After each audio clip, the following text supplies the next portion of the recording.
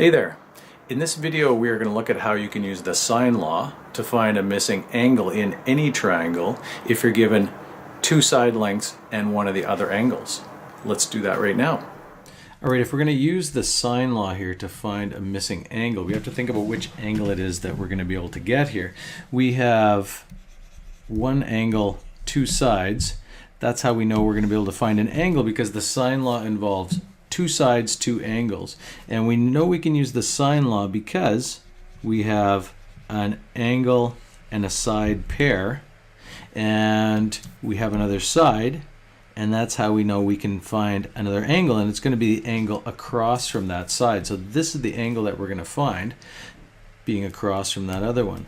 So if I'm going to set this up, since I'm looking for an angle, I'm going to put the angles on top of my fractions in my sine law here. Sine A over A equals sine B over B.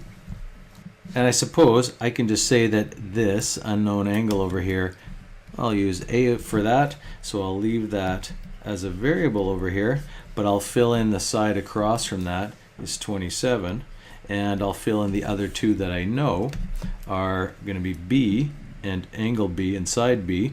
So I have sine of 105 and I have 34.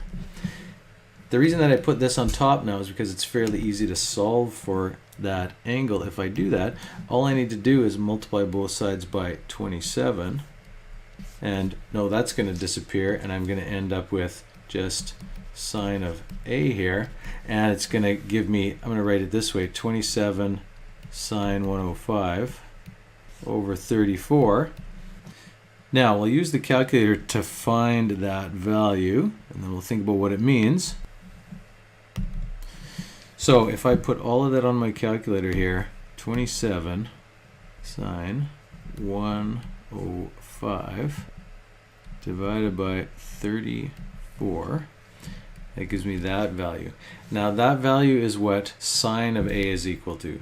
That value is not what A is equal to, that's what sine of A is equal to. We just solved for sine of A here. So sine of A was that, I'll put roughly equal to 0.767, I think that's what it was.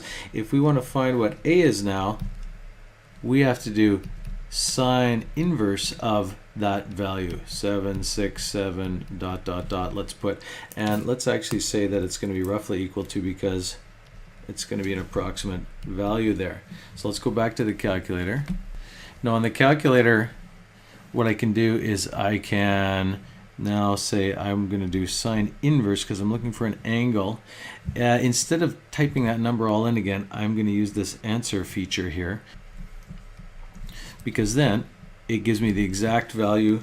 It gives me all the decimals of the value that I'm looking for, instead of me having to put them all in or rounding it off. It's better to keep all of that in until the very end. So 50.1 degrees, or roughly, let's just call it 50 degrees.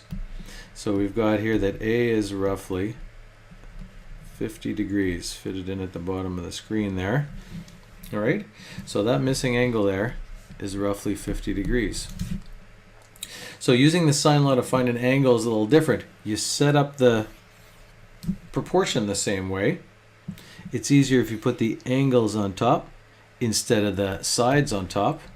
And there's this extra little step at the end, using sine inverse to find the angle once you find what the sine of that angle is.